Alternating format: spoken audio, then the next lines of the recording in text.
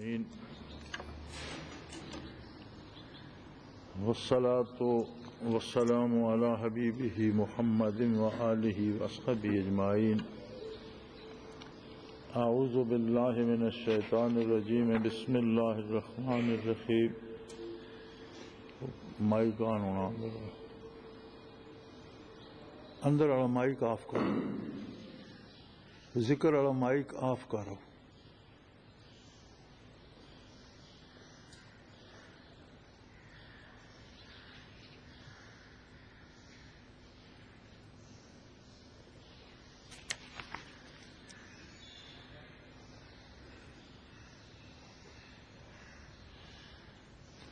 الحمدللہ رب العالمین والصلاة والسلام علی حبیبہ محمد وآلہ وصحبہ اجمعین. اعوذ باللہ من الشیطان الرجیم. بسم اللہ الرحمن الرحیم. واستغفروا ربکم ثم توبوا الیہ ان ربی رحیم ودود. اللہم سبحانک لا علم لنا الا ما علمتنا انک انت العلیم الحکیم. مولایا صلی وسلم دائما ابدا علی حبیبک من زانت بہ الاسر. 12ویں پارے سورہ ہود میں حضرت شعیب علیہ نبینا علیہ الصلوۃ والسلام کا ذکر خیر چل رہا ہے، اور اس سے پہلی آیہ کریمہ میں انہوں نے اپنی قوم کو بتایا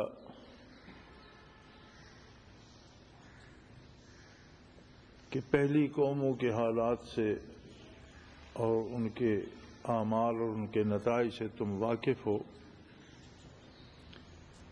میں اس بات سے ڈرتا ہوں کہ کہیں اسی تباہی اور اسی عذاب کا شکار تم لوگ بھی نہ ہو جاؤ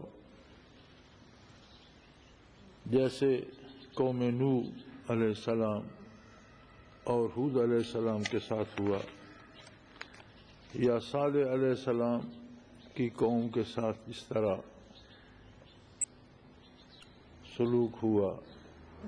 اور وما قوم لوط منکم ببعید، اور قوم لوط کا واقعہ تو تم سے زیادہ دور نہیں ہے،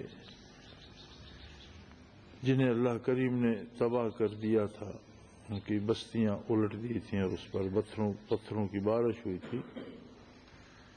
تو تم جو بھی کر چکے ہو، جو بھی بیت چکا ہے، جو بھی ہو چکا ہے، اس کا حل یہ ہے وَاسْتَغْفِرُوا رَبَّكُمْ. اپنے پروردگار سے اپنے گناہوں کی مغفرت طلب کرو. وہ گناہ کیسا بھی ہے، ظلم ہے، کفر ہے، شرک ہے، بڑے سے بڑا کوئی گناہ جو صادر ہو چکا ہے، یا چھوٹے سے چھوٹی غلطی جو تم کر چکے، اس کا علاج ایک ہی ہے وَاسْتَغْفِرُوا رَبَّكُمْ. اپنے پروردگار سے اپنی تمام کوتاہیوں کی مغفرت طلب کرو. ثُمَّ تُوبُوا إِلَيْهِ، اور پھر اس کی اطاعت کا پکا عہد اور ارادہ کر لو. توبہ کیا ہوتی ہے؟ توبہ کا مفہوم یہ ہے کہ آدمی سے جو بھی غلطی، جو بھی کوتاہی، جو بھی خرابیاں ہو چکی ہیں، ان سب کو چھوڑ کر اطاعت الہی کا پکا عہد کر لے اور عملاً اس پہ کاربند ہو جائے. اپنی پوری کوشش اس پر عمل کرنے کی کرے. اگر تم اپنے گناہوں کی معافی مانگو اور آئندہ کے لیے اطاعت کا عہد کر لو، ارادہ کر لو، تو میں تمہیں یقین دلاتا ہوں ان ربی رحیم ودود، کہ میرا پروردگار بہت ہی مہربان اور رحم کرنے والا ہے. جو کوئی اس سے مغفرت طلب کرتا ہے، یہ اس کی شان کریمی سے بعید ہے کہ اسے خالی لوٹائے. وہ بہت بڑا رحم کرنے والا ہے. اور جو کوئی اس کی اطاعت کا عہد کر لیتا ہے تو وہ ودود ہے، محبت کرنے والا ہے، وہ اس بندے سے پیار کرتا ہے، محبت کرتا ہے، ایسا رشتہ استوار کر لیتا ہے کہ ہمہ وقت وہ بندہ اس کی رحمت کے زیر سایہ رہتا ہے۔ اب اس میں دو باتیں بندے کی طرف سے ہیں اور دو باتیں اللہ کریم کی طرف سے۔ بندے کی طرف سے اپنے گناہوں کی مغفرت کی طلب ہے کہ بندہ پوری دیانت، پوری امانت، پورے خلوص کے ساتھ اپنی خطا کار زندگی کو سامنے رکھتے ہوئے یہ گزارش پیش کرے کہ اے اللہ، مجھ سے جو کچھ ہوا غلط ہوا اور میں تیری بخشش کا طلبگار تیرے دروازے پہ کھڑا ہوں۔ اس کا جواب یہ ہے کہ اللہ کے نبی فرماتے ہیں کہ یقیناً میرا اللہ رحیم ہے، اس کی رحمت اور اس کے کرم سے یہ بعید ہے کہ کوئی خطا کار اس کے دروازے پہ حاضر ہو اور وہ اسے خالی لوٹا دے۔ یہ اس کی اپنی شان کریمی ہے اور اس کی اپنی عظمت ہے۔ گناہ بڑے سے بڑا بھی ہو سکتا ہے، لیکن کوئی بھی گناہ ایسا نہیں ہے جو اللہ کی بخشش اور اس کی رحمت کو عاجز کر دے۔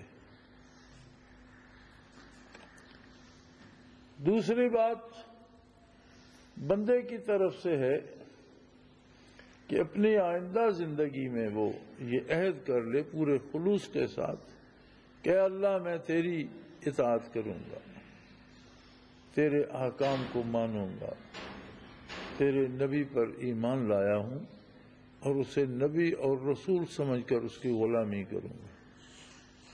کیونکہ نبی اور رسول کی اطاعت جو ہوتی ہے وہ غیر مشروط ہوتی ہے، کوئی شرط نہیں لگائی جا سکتی کہ میں آپ کی اطاعت کروں گا تو مجھے آپ کیا دیں گے۔ نہیں، نبی کا مقام یہ ہے کہ وہ مطاع ہوتا ہے، اللہ کی طرف سے نبی کی عظمت یہ ہوتی ہے کہ اس کی اطاعت کی جائے۔ فرمایا جو شخص یہ عہد کر لے اسے دو جہانوں کی سب سے بڑی نعمت مل جاتی ہے، اور وہ ہے اللہ کی محبت، اللہ کی دوستی۔ اور اللہ ودود ہے، اللہ دوستی کرتا ہے، اللہ محبت کرتا ہے، محبت کرنے والا ہے۔ اس میں کمی یا کمزوری انسان کی طرف سے آتی ہے کہ بڑی بدنصیبی تو یہ ہے کہ ہم ہر گناہ کا بھی غلط یا صحیح جواز تلاش کرتے رہتے ہیں، اور ہم چاہتے ہیں کہ جو کچھ میں کر رہا ہوں یہی صحیح ہے اور درست ہے، حالانکہ ہم یا ہماری پسند معیار حق نہیں ہے۔ معیار حق اللہ کا حکم ہے، اللہ کے نبی کا حکم ہے۔ جو اس بارگاہ کو پسند ہے وہی حق ہے، اور جو وہاں نامقبول ہے وہ درست نہیں ہو سکتا۔ سب سے بڑی بدنصیبی یہ ہے کہ انسان اپنے گناہوں کا جواز تلاش کرتا رہے کہ میں جو کر رہا ہوں میں ہی صحیح ہوں۔ ایسے بندے کو توبہ کی توفیق نصیب نہیں ہوتی۔ بدعت کے بارے کہتے ہیں نا کہ بدعت کا سب سے بڑا نقصان یہ ہے کہ اسے توبہ نصیب نہیں ہوتی۔ بدعت ہوتی ہے کوئی ایسا کام جسے اللہ نے دین نہ بتایا ہو، کوئی ایسا کام جسے اللہ کے نبی نے فرض، سنت، واجب، مستحب دین کا حصہ نہ بتایا ہو۔ بندہ اپنی طرف سے ایک رسم ایجاد کر لے اور اس پہ اصرار کرے کہ یہ عبادت ہے، یہ دین ہے، وہ بدعت ہو جائے۔ ورنہ ہزاروں کام ایسے ہیں جو عہد نبوی میں نہیں ہوتے تھے، آج ہوتے ہیں۔ اسباب ہی کو دیکھ لیجئے، اس زمانے میں گاڑیاں نہیں تھیں، آج ہیں، لوگ سواری کرتے ہیں۔ اس زمانے میں گھوڑے اونٹ کی سواری کرتے تھے، لیکن گھوڑے اور اونٹ کی سواری بھی عبادت نہ تھی، اور گاڑی، کار اور بس اور جہاز کی سواری بھی عبادت نہیں ہے۔ دین کا حصہ نہیں ہے، زندگی کے وسائل میں سے ایک وسیلہ ہے۔ اب اس میں حلت اور حرمت کی بات آئے گی کہ وہ جائز طریقے سے کی یا ناجائز طریقے سے کی، اپنے خرچ پر کی یا دوسرے کا مال اس میں کھایا، یعنی اس میں اس وسیلے کو اختیار کرنے میں حلال ذرائع استعمال ہوئے یا حرام ہوئے، وہ بدعت نہیں ہوگی بلکہ اس میں حلت و حرمت کی بات آئے گی۔ لیکن اگر کوئی یہ کہہ دے کہ جہاز پر سواری کرنا جو ہے یہ عبادت ہے، دین کا حصہ ہے، تو یہی بدعت بن جائے۔ اسی طرح ہم اپنے روزمرہ کے امور میں بہت سے کام کرتے ہیں، شادی بیاہ میں کرتے ہیں، موت اور جنازے میں کرتے ہیں، ایسے کام جن کا ثبوت عہد نبوی میں نہیں ملتا، ہم نے اپنے طور پر انہیں ایجاد کر لیا اور اس کے ثواب کے قائل ہو گئے کہ یہ کرنا عین ثواب ہے، جو نہیں کرے گا وہ گناہگار ہے۔ تو جس کام کا ثبوت عہد نبوی میں نہیں ملتا، قرآن و سنت میں نہیں ملتا، متقدمین سے نہیں ملتا، اسے اپنے طور پر بطور عبادت گھڑ لینا یہ بدعت ہے۔ اب اس بدعت کی مصیبت یہ ہے، ویسے تو ایک سیدھا سا اصول ہے کہ کل بدعت ضلالہ، ہر بدعت گمراہی ہے، وَكُلُّ ضَلَالَةٍ فِي النَّارِ، اور ہر گمراہی دوزخ کی طرف جاتی ہے۔ مصیبت اس کی یہ ہے کہ بندہ جس کام کو عبادت اور نیکی سمجھ رہا ہے اس سے وہ توبہ کیوں کرے گا؟ اگر کوئی ایک شخص کسی بھی کام کو گناہ سمجھ کر کرتا ہے، غلطی سمجھ کر کرتا ہے، تو اس کی توبہ کی تو امید کی جا سکتی ہے کہ اس کے ذہن میں یہ بات موجود ہے کہ جو میں کر رہا ہوں یہ غلط ہے، میں خطا کر رہا ہوں، تو کسی وقت اسے توفیق توبہ بھی نصیب ہو سکتی ہے۔ لیکن ایک بندہ غلط کر رہا ہے، کام جو کر رہا ہے وہ ثواب نہیں گناہ ہے، لیکن وہ اسے عبادت سمجھ کے کر رہا ہے، تو وہ اس سے توبہ کب کرے گا؟ تو علماء حق فرماتے ہیں کہ بدعت کی سب سے بڑی مصیبت یہ ہے کہ اس سے توبہ نصیب نہیں ہوتی۔ تو اس طرح کے جو امور ہم نے زندگی میں ایجاد کر لیے ہوتے ہیں جن کا کوئی ثبوت دین میں نہیں ملتا، ہم چوری کرتے ہیں، ہمارے ذہن میں یہ بات دل میں موجود ہوتی ہے کہ میں نے خطا کی ہے، غلط کیا ہے، اب اسے چوری کو چور بھی حلال نہیں سمجھتا۔ ہم جوا کھیلتے ہیں، ہمارے ذہن میں موجود ہے کہ میں غلط کر رہا ہوں، ڈاکہ کرتے ہیں، قتل کرتے ہیں، ان سارے امور کے بارے کرنے والے کو تو اعتماد ہوتا ہے کہ میں گناہ کر رہا ہوں، لیکن اب ایک اور تماشا بن گیا، آج لوگوں کو مساجد میں شہید کر دیا جاتا ہے اور قتل کرنے والا یہ سمجھ رہا ہوتا ہے کہ میں بڑا نیکی کا کام کر رہا ہوں۔ ایسا دور آ گیا ہے کہ بے گناہ لوگوں کو بازار میں سرے بازار شہید کر دیا جاتا ہے، وہ جانتے نہیں مجھے کس نے مارا، کیوں مارا، مارنے والا نہیں جانتا میری گولی کس کو لگی، وہ کون تھا۔ اب اس میں کون سی ہمت اور کون سی بہادری اور کون سی نیکی ہے؟ لیکن شاید انہیں ان کے پیشوا یا ان کے رہنما جن پر وہ اعتماد کرتے ہیں وہ کہتے ہوں گے کہ یہ ثواب کا کام ہے، کر گزرو، یہ شیعہ کی امام بارگاہ ہے، یہاں لوگوں کو قتل کر دو، یہ سنیوں کی مسجد ہے، یہاں لوگوں کو قتل کر دو۔ تو میرے خیال میں قاتل جو ہے وہ شاید نیکی سمجھ کر رہا ہو۔ تو اب جو ظلم کو خود نیکی سمجھ رہا ہے وہ توبہ کیسے کرے گا؟ جب گناہ کو نیکی سمجھ لیا جائے تو توبہ کی توفیق نصیب ہی نہیں ہوتی، اس کو خیال ہی نہیں آتا اس سے توبہ کرنے کا۔ نبی کریم صلی اللہ علیہ وآلہ وسلم نے عین جہاد میں بھی حکم دیا کہ کافروں کے عبادت خانے بھی اجاڑے نہ جائیں۔ کافروں کے جو پجاری یا عبادت خانوں میں رہنے والے لوگ خواہ وہ بتوں کی پوجا کر رہے ہوں انہیں پریشان نہ کیا جائے۔ اب بھلا کس کے پاس جواز ہے کہ وہ مسلمانوں کی عبادت گاہوں میں قتل کروائے اور پھر اسے ثواب بھی اور عبادت بھی قرار دے؟ تو یہ ایسا دور آ گیا ہے کہ یہاں ہم اپنے گناہوں کو اور اپنی خطاؤں کو بھی نیکی کا اور اسلام کا لیبل لگا لیتے ہیں، جس کا سب سے بڑا نقصان یہ ہوتا ہے کہ توبہ کی توفیق ہی نہیں ہوتی۔ اب نیکی سے توبہ کون کرے گا؟ جس کام کو کوئی عبادت سمجھ بیٹھا اس سے توبہ کون کرے گا؟ لیکن نجات کا راستہ یہ ہے کہ اپنی ہر خطا سے توبہ کی جائے۔ وَاسْتَغْفِرُوا رَبَّكُمْ، اس پروردگار کو جو تمہارے لاکھوں گناہوں کے باوجود تمہاری پرورش کر رہا ہے، تمہیں روزی دے رہا ہے، تمہیں صحت دے رکھی ہے، تمہیں نظر دے رکھی ہے، عقل و شعور دے رکھا ہے، بے شمار نعمتیں دے رکھی ہیں، اس پروردگار کو راضی کرنے کے لیے اپنے جرائم کو غلط طور پر جائز مت سمجھو، بلکہ گناہ گناہ ہے اور اس کا علاج اللہ کی بخشش ہے۔ لیکن یہ اس طرح نصیب نہیں ہوتی کہ میں آپ کے لیے کرتا رہوں، آپ کسی اور کے لیے کرتے رہیں۔ یہ تو اللہ کریم کے ساتھ ذات کا معاملہ ہے کہ فرد اپنی ذات کو لے کر اس کے حضور میں کھڑا ہو جائے۔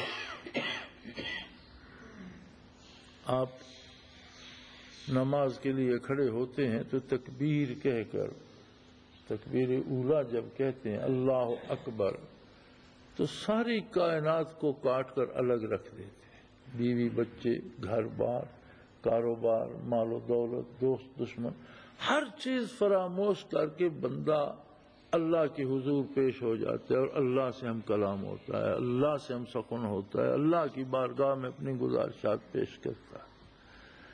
جس طرح یہ منظر ہے حضوری کا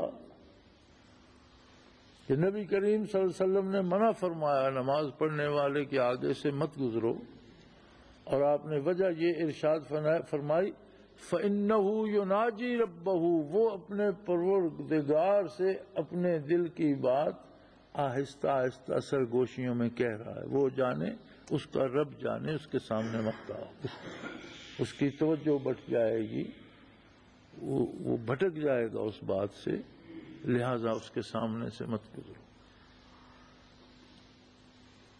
بلکہ حضور علیہ السلام کا ایک ارشاد کا یہ مفہوم بھی ہے کہ دوسری طرف اگر آگ ہو اور بندے کو پتا ہو کہ نمازی کے آگے سے گزرنا کتنا جرم ہے، تو یقیناً وہ آگ سے گزر جائے گا، اس کے آگے سے نہیں گزرے گا۔ کہ ایک بندہ رب جلیل سے محو گفتگو ہے، آپ کون ہوتے ہیں کہ آپ درمیان میں سے گزرے؟ یہ جو حضوری اسلام نے عطا کی ہے اور ہر مسلمان کو عطا کی،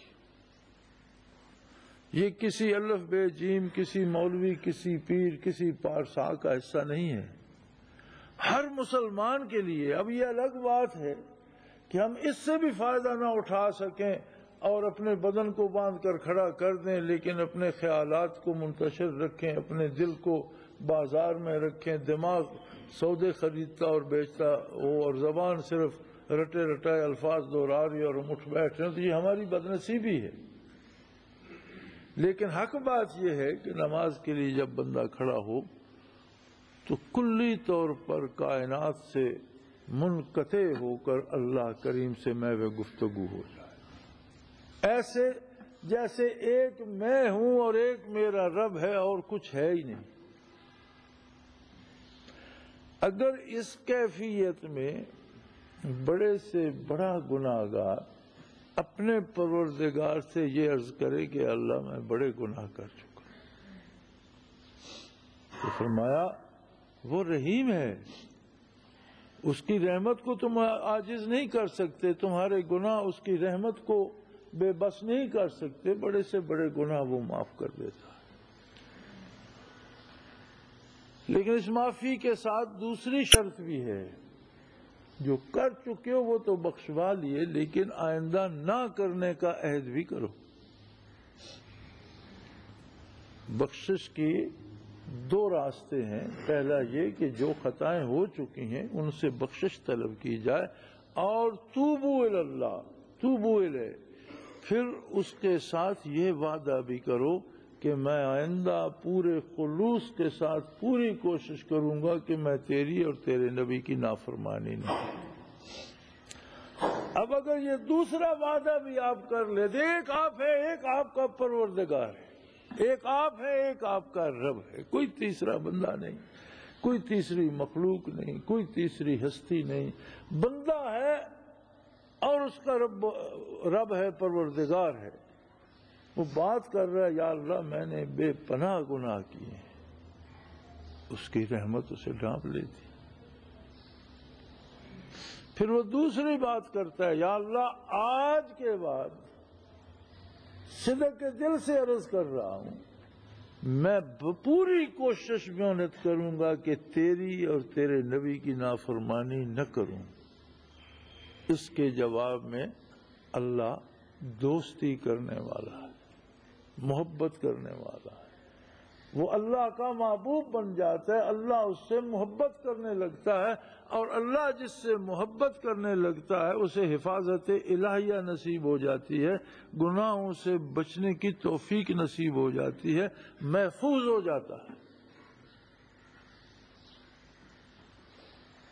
تو بات تو یہ ایک لمحے کی ہے، یہ کوئی صدیوں کی بات نہیں ہے، یہ کوئی سالوں کی محنت نہیں ہے، مہینوں یا ہفتوں کی بات نہیں ہے، یہ تو ایک لمحے کی بات ہے کہ جب کسی کو یہ احساس ہو جائے کہ میں غلطی کر چکا ہوں، بہت گناہ کر چکا ہوں، تو کسی کو بھی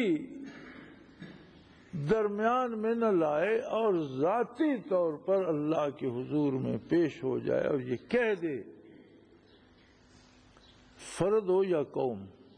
حضرت شعیب علیہ نبینا علیہ الصلوۃ والسلام پوری قوم کو خطاب کر رہے ہیں، فرما رہے ہیں سارے توبہ کرو، سارے بخشش مانگو، سب جمع ہو جب اپنی اپنی بات اللہ کے سامنے پیش کرو کہ اللہ ہم بہت گناہ کر چکے ہیں، وہ بخشنے والا ہے، رحم کرنے والا ہے، گناہ بخش دے گا۔ اور اس سے وعدہ کرو کہ اللہ آئندہ خلوص دل سے پوری کوشش کروں گا کہ تیرے اور تیرے نبی کی اطاعت کروں، تو وہ تم سے دوستی کر لے گا۔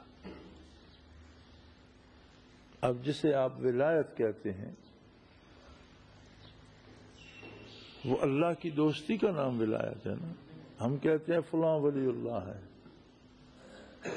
اسے ہم نیک سمجھتے ہیں، عالم سمجھتے ہیں، باعمل سمجھتے ہیں، اور سمجھتے ہیں کہ یہ ولی اللہ ہے، لیکن یہ تو صرف ہمارا اندازہ ہے۔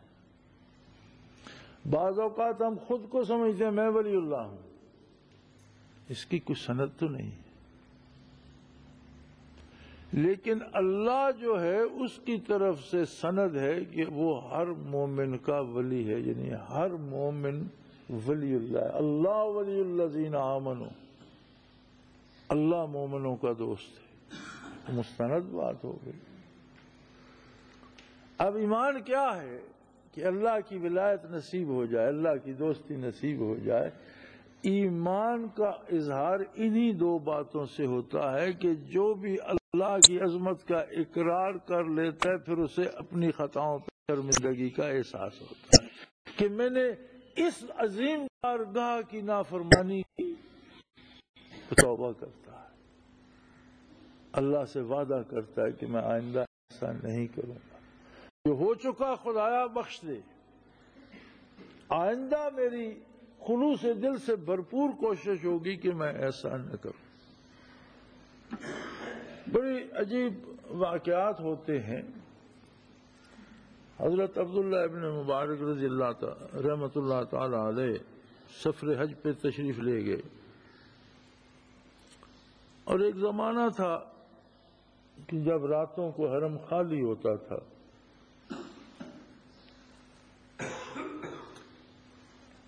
میں نے بھی جب پہلا حج کیا تو اس زمانے میں بھی طواف کی جگہ بھی بہت تھوڑی سی تھی بیت اللہ کے گردا گرد، جہاں اب بھی جہاں وہ ایک دائرہ سا بنا ہوتا تھا، اس میں کھمبے اور بتیاں لگی ہوتی تھیں، اور گردا گرد روشیں بنی ہوتی تھی، سارا صحن زرد رنگ کی گیٹیوں سے بھرا ہوتا تھا، اور لوگ تھانوں کے تھان کپڑے آب زمزم میں تر کر کے وہاں پھیل دیتے تھے.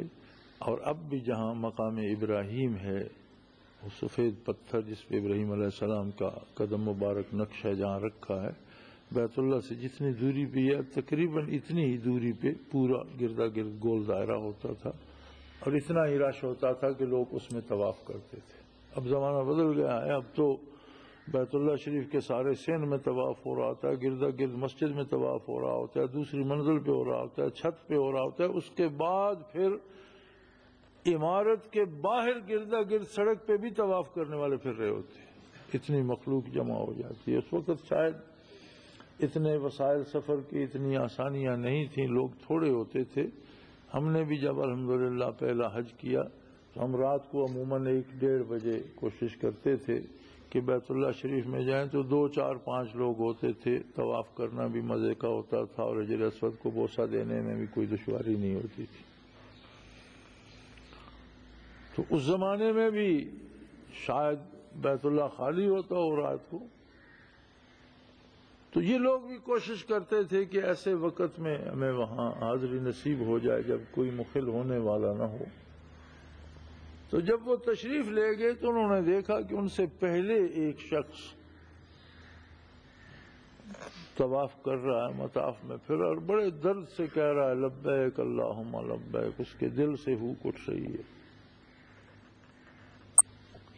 اچانک انہوں نے ایک گرجدار آواز سنی. ہاتف کی آواز تھی اور وہ کہہ رہا تھا کہ نکل جاؤ میرے گھر سے اور اس میرے گھر کو اپنے قدموں سے آلودہ نہ کرو، چلے جاؤ یہاں سے. تو وہ لرز گئے، رک گئے جہاں تھے وہیں ان کے قدم جم گئے. اب وہ بندہ اس بات سے بے نیاز ہے، وہ اپنے لگا ہوا اللہم لبیک لا شریک لک لبیک وہ پھر رہا ہے، اور یہ کھڑے ہیں لرز رہے ہیں. آواز ہے کہ آئے جا رہی ہے. تو وہ جب چکر کاٹ کر ان کے قریب سے گزرنے لگا تو انہوں نے پکڑ لیا، روک لیا اور پوچھا بھی یہ جو ہاتف کی آواز آ رہی ہے تم نہیں سن رہے؟ تو اس نے کہا حضرت مجھے تو کہا جا رہا ہے، میں تو مخاطب ہوں اس آواز کا، آپ اس کے مخاطب نہیں ہیں. آپ نے سن لی تو میں کیسے نہیں سن رہا ہوں؟ جس کو خطاب کیا جا رہا ہے، جس سے کہا جا رہا ہے، میں بھی سن رہا ہوں، آپ سے بہتر سن رہا ہوں. انہوں نے فرمایا پھر تو غضب الہی سے ڈرتا نہیں ہے؟ تو چاہتا ہے کہ دنیا پہ کوئی عذاب نازل ہو جائے، کیوں چلا نہیں جاتا یہاں سے؟ تو اس نے کہا حضرت اور کوئی دروازہ دکھا دیں اس جیسا، میں وہاں چلا جاؤں. اور کوئی ہے ہی نہیں، میں جاؤں کہاں؟ تباہ کر دے، عذاب نازل کر دے، اس کی مرضی، بخش دے اس کی مرضی، میرے پاس دوسرا دروازہ نہیں ہے. تو حضرت فرماتے ہیں کہ وہ تو بات کر کے چل پڑا اور میں نے دیکھا کہ جھڑک کی بجائے اللہ کی رحمت کے انوار نے اسے گھیر لیا. وہ خود ابن مبارک فرماتے ہیں کہ میں دیکھ رہا تھا کہ رحمت الہی کے انوار نے اس شخص کو گھیر لیا. اس نیت، اس خلوص کے ساتھ اس کے حضور حاضر ہو جائے، وہ مسجد میں ہو، وہ بیت اللہ میں ہو، وہ جنگل میں ہو، وہ صحرا میں ہو، وہ پہاڑ پہ ہو، وہ دریا میں ہو، وہ جہاز پہ ہو، وہ فضا میں ہو، جہاں بھی ہے، جس لمحے یہ احساس ہو جائے کہ جو میں نے کیا وہ غلط تھا، اس لمحے اللہ کی حضور حاضر ہو جائے تو اللہ تو ہر وقت ہر جگہ موجود ہے. بندہ غیر حاضر ہے. جب اسے احساس ہو جائے، جس لمحے ہو جائے اسی لمحے حاضر ہو جائے اور یہ کہہ دے کہ اللہ میں نے غلط کیا، اللہ رحم کرنے والا ہے، اس کی رحمت اسے نصیب ہو جائے. اور یہ عہد کر لے کہ آئندہ ہے پروردگار عالم، میں خلوص دل سے پوری کوشش کروں گا کہ تیری اور تیرے نبی کی نافرمانی نہ کروں. اللہ اس سے دوستی کر لیتا ہے.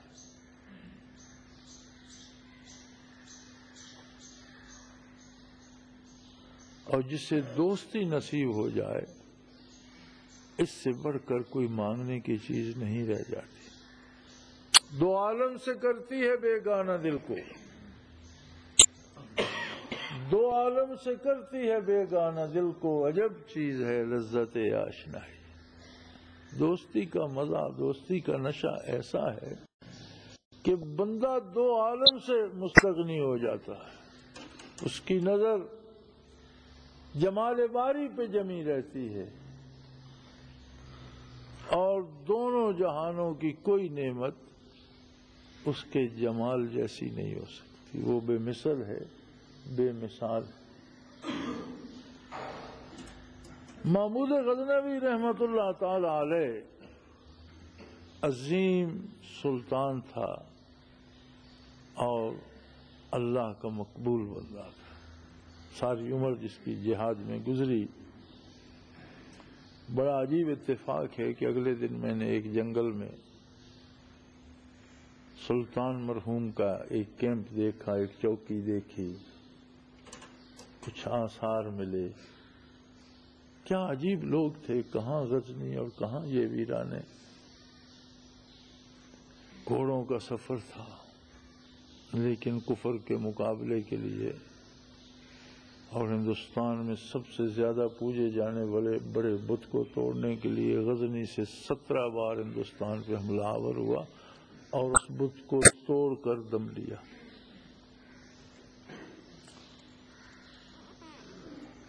تو انہوں نے اثناء سفر کسی چرواہے کو دیکھا، اس سے باتیں کی. 9 عمر سا لڑکا تھا، انہیں اچھی لگی اس کی بات، اس سے دوستی ہو گئی سلطان کی، اسے ساتھ رکھ لیا.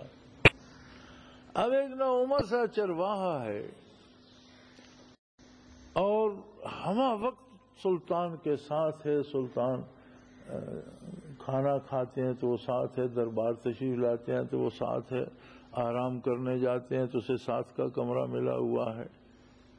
تو جو پرانے درباری تھے اور سلطان کے باپ دادا سے خدمت کرتے آ رہے تھے، انہیں بڑی عجیب بات محسوس ہوئی کہ ہمارے باپ دادا ان کے باپ دادا کی خدمت کرتے گزر گئے اور ہم نے دنیا کے سفر ان کی ہم رکابی میں کیے، ایک عالم کو فتح کر ڈالا، جانیں گنوائی، بیٹے شہید کروائے، ہمارے بزرگ بھی خادم، ہم بھی. ہمیں تو کسی وقت حضوری نصیب ہوتی ہے اور یہ ایک عام سا لڑکا ہے چرواہا اور یہ ہمہ وقت سلطان علی کے ساتھ ہے. تو انہوں نے کسی نہ کسی طرح اپنا دکھ سلطان تک پہنچایا کہ یہ بڑی عجیب بات ہے کہ ہماری تو نسلیں سلطان کی نسلوں کی خدمت کرتے بیت گئی، ہمیں تو کسی لمحے کبھی کسی خاص موقع پر حضوری نصیب ہوتی ہے یا کسی مشورے کے لیے طلب کیا جاتا ہے، اور یہ ایک 9 عمر سا چرواہا ہے، عجیب سا لڑکا ہے اور یہ ہمہ وقت سلطان کے ساتھ. سلطان نے اس بات کا جواب دینے کی بجائے فتح کے بعد جب آپ دارالخلافہ پہنچے تو اس فتح کے جشن کا اعلان فرما دیا. تمام اراکین سلطنت کو، تمام وزراء کو، تمام جرنیلوں کو دعوت دی گئی اور جو مال غنیمت آیا تھا اس میں سے مختلف چیزوں کے نام لکھ کر یا چیزیں مہیا کر کے سجا دی گئیں. آج جشن فتح ہے اور یہ سارے انعامات ہیں اور جس کو جو چیز پسند آئے وہ اس پہ ہاتھ رکھ دے، وہ اسی کی ہے. کہیں خوبصورت گھوڑوں کی فہرست ہے، کہیں زر و جواہر کی فہرست ہے، کہیں خوبصورت اسلحہ کی اور زرہ کی اور تلواروں کی فہرست ہے، کہیں خوبصورت جاگیروں اور باغات کی فہرست ہے، کہیں محلات اور مکانوں کی فہرست، جو چیزیں ہیں، کہیں اعلیٰ ترین لباس کی، کہیں مال و دولت کی. تو وہ الگ الگ فہرستیں لگا دی گئیں کہ جسے جو چیز پسند ہو وہ اس پہ ہاتھ رکھے، اسے وہ دولت مہیا کر دی جائے. اب دعوت کے بعد جتنے اہل دربار اٹھے سب نے اپنے اپنے ذوق کے مطابق کوئی نہ کوئی چیز پسند کر لی. کسی نے گھوڑے، کسی نے جاگیر، کسی نے مال و دولت، کسی نے اسلحہ، کوئی جو چیز جس کو پسند تھی، جو مزاج تھا اس پہ ہاتھ رکھ دیا. ایاز اپنی جگہ سے اٹھا اور اس نے سلطان کے کندھے پہ ہاتھ رکھ دیا کہ میرے لیے یہ دولت کافی ہے۔ تب سلطان نے انہیں بتایا کہ دیکھو یہ جتنی چیزیں تم نے لی ہیں میرے دربار میں ان کی کمی نہیں ہے، اور یہ انشاءاللہ اور فتوحات ہوں گی اور غنیمت آئے گی اور مال آئے گا، اور سب ویسے بھی تم میں تقسیم ہوتا ہے، لیکن یہ ایک ہی بندہ ہے جس نے ساری نعمتوں کو ٹھکرا کر سلطان کے کندھے پہ ہاتھ رکھ دیا۔ اب جس کا سلطان ہے سلطنت تو ساری اسی کی ہے، تم نے تو ایک ایک چیز کا انتخاب کیا ہے، یہ تو ساری سلطنت لیے بیٹھا ہے۔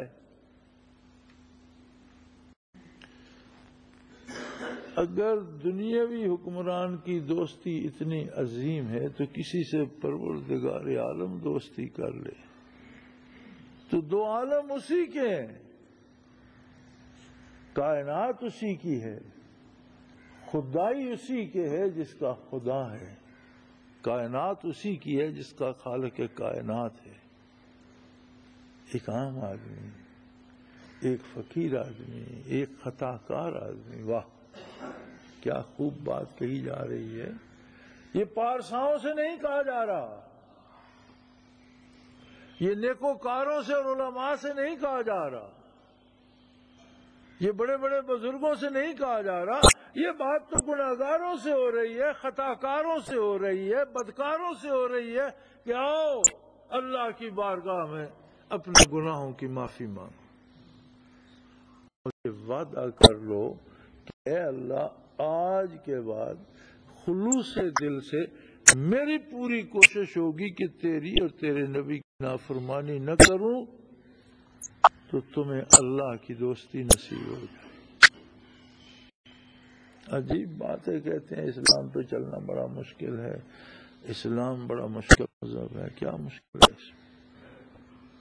ہاں ہم اپنے لیے خود مشکلیں پیدا کرتے ہیں، اپنے آپ کو خطاؤں کا عادی کر لیتے ہیں اور خود کو بدلنا نہیں چاہتے۔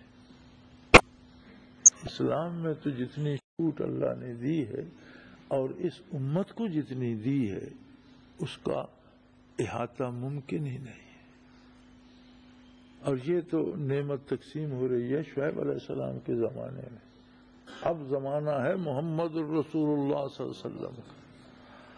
آج اگر کوئی دامن مصطفی سے وابستہ ہو جائے، اپنی زندگی کے گناہوں کا اقرار کر لے اور اللہ سے بخشش چاہے، اور یہ عہد کر لے کہ اللہ میں تیرے اور تیرے نبی کی نافرمانی نہیں کروں گا، تو اسے اللہ کی دوستی نصیب ہو جاتی ہے، وہ ولی اللہ ہو جاتا ہے۔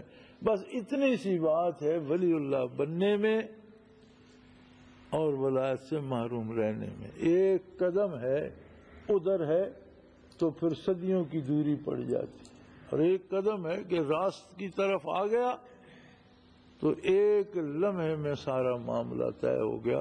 اللہ کریم ہمیں احساس گناہ بھی عطا فرمائے، توبہ کی توفیق عطا فرمائے، بخشش مانگنے کی توفیق عطا فرمائے، اپنے اور اپنے حبیب کی اطاعت کی توفیق عطا فرمائے، اور محبت الہیہ کا چسکا ڈال دیں۔ وآخر دعوانا ان الحمدللہ رب العالمین۔